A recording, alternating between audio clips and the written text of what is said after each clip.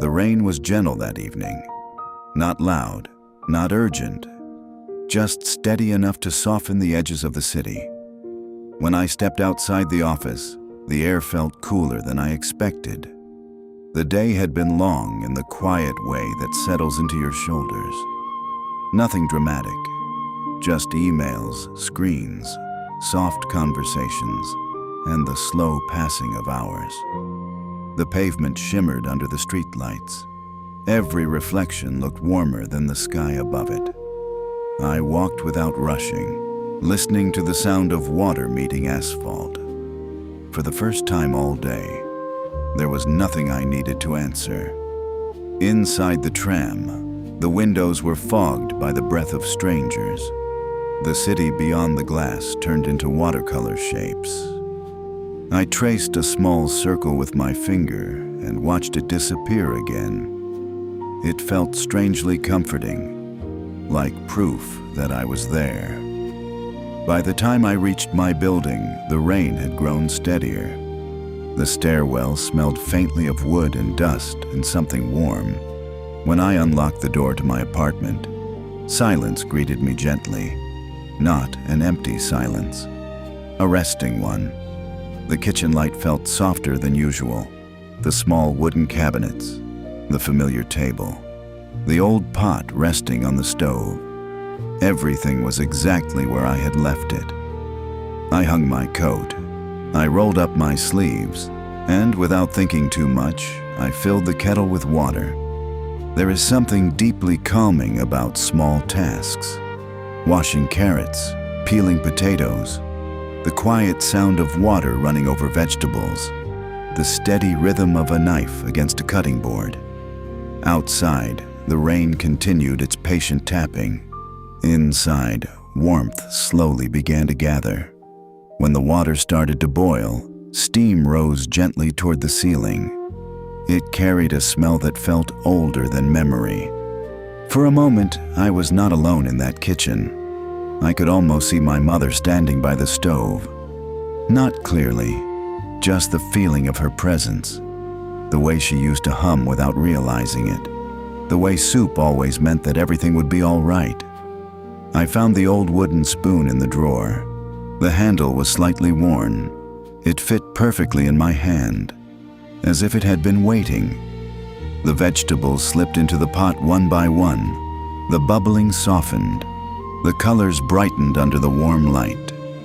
Across the street, windows began to glow. Other people were returning home too.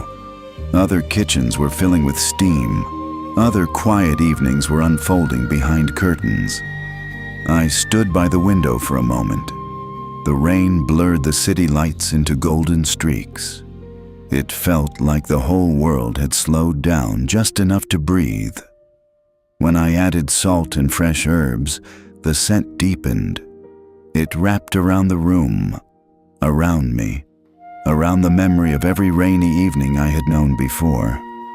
I poured the soup into a simple bowl, nothing special, just ceramic and warmth. The first spoonful was too hot, so I waited. Steam touched my face. My hands rested around the bowl. And then, slowly, I tasted it. It was simple. Carrots, potatoes, broth, nothing extraordinary. But warmth spread through me in a way that felt steady and grounding. Not exciting, not overwhelming, just enough. Outside, a bus passed through the rain. Its headlights moved across my ceiling like a soft wave. Life continued, and I remained here in this small circle of light. I wrapped a blanket around my shoulders. The apartment felt smaller now, in a comforting way, as if the rain had gently folded the city inward. I checked old photos on my phone. There she was again, smiling in a kitchen that looked both different and the same. A wooden spoon in her hand, steam rising. The quiet certainty that dinner would fix more than hunger. The rain began to soften after a while. Its rhythm slowed, like a tired heartbeat settling down. I washed the dishes carefully, warm water running over porcelain. Each plate returned to its place. each movement unhurried. I made a cup of tea. The steam rose in thin, delicate lines. The apartment was dim now. Only the lamp and the streetlights remained awake. I opened a book, but barely read.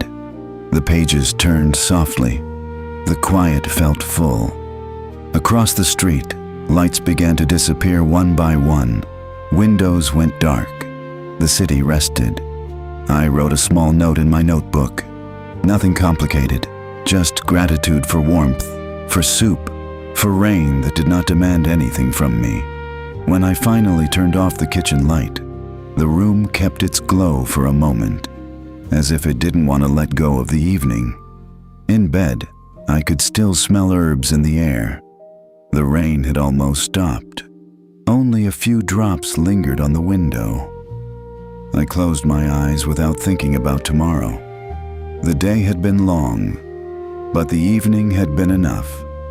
And in the morning, when sunlight touched her,